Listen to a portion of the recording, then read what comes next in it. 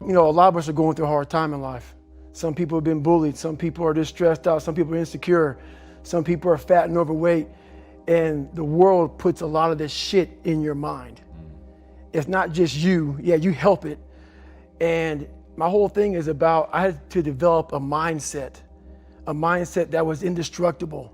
I had to armor plate my mind.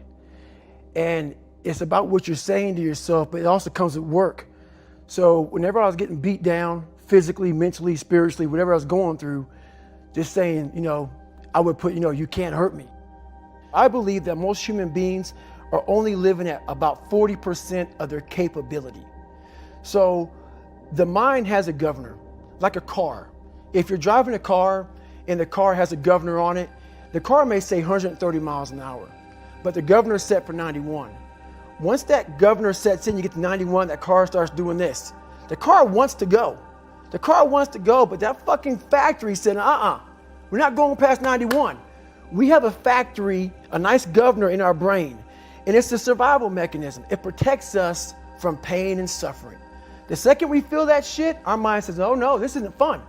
We should back off. We should sit down, find something more comfortable. And there's something about the mind. The mind has the tactical advantage over you at all times. At all times of your life, the mind has a tactical advantage over you. Why is that? It knows what you're afraid of. It knows your insecurities. It knows your deep, dark lies. And it starts to push you away from that shit. It pushes you in a direction that is comfortable. The mind controls everything. So what I realized was that when I was growing up and I was 300 pounds and I got all fat and I got all insecure, I realized that my mind kept taking me in this direction. When things got uncomfortable for me, when I was facing my insecurities, I was facing my fears, my mind said, oh no, we have the tactical advantage. We need to get you, separate you from this feeling over here. Life's all about feelings. We want the happy feeling. We don't want that feeling of this sucks.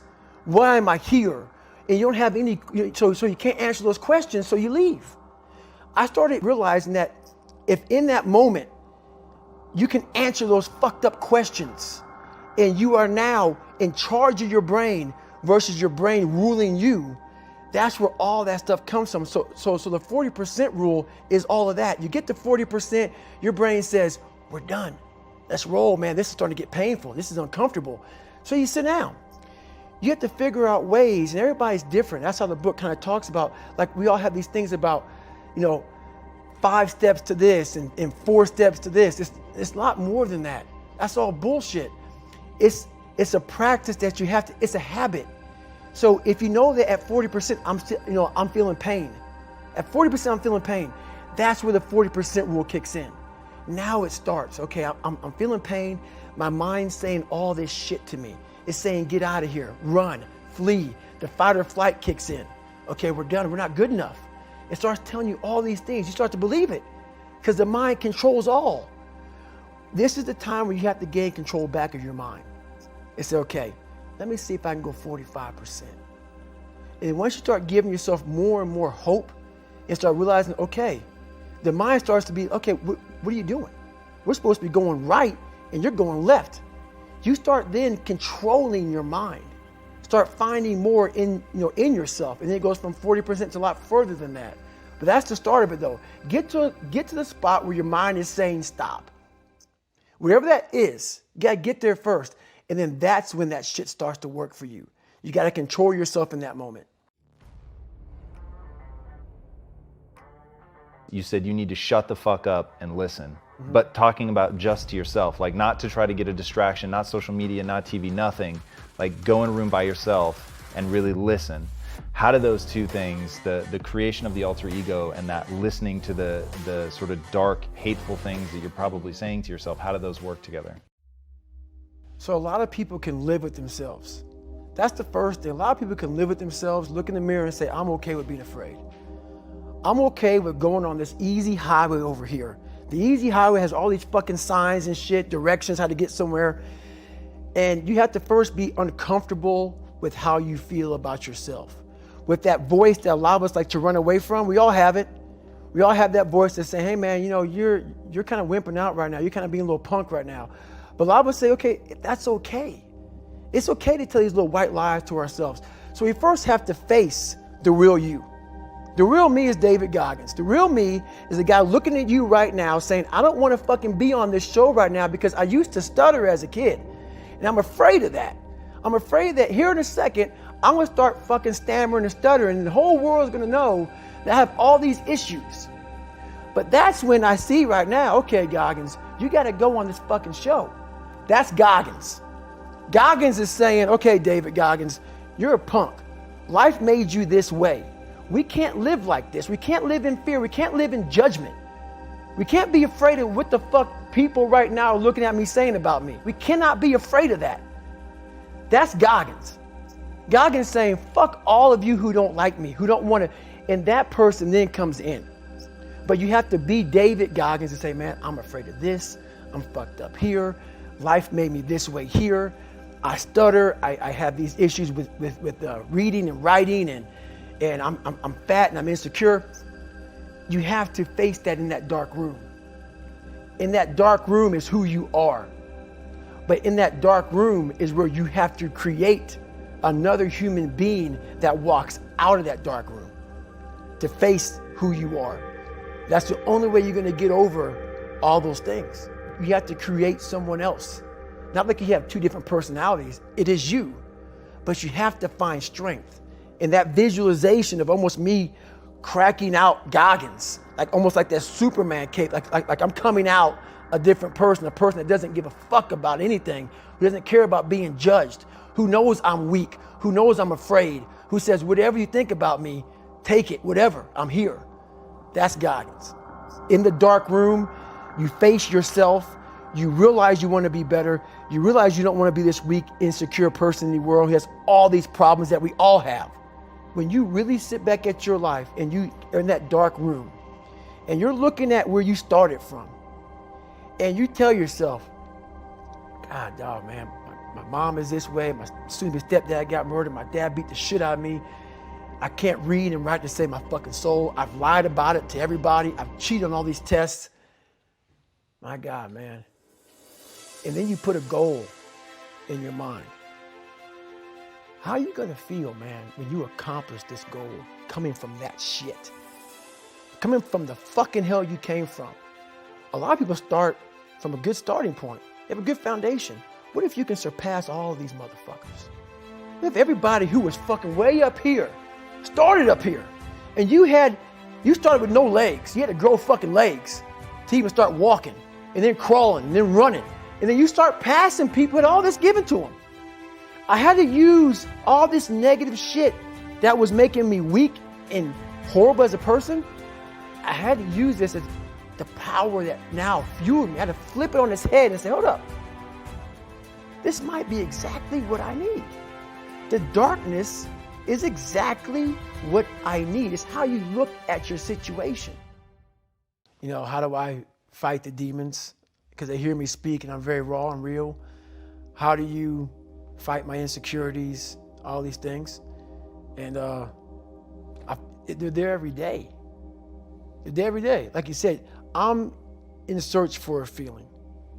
I'm not in search for a trophy. I'm not in search for love. I'm not in search for more followers on Instagram or social media.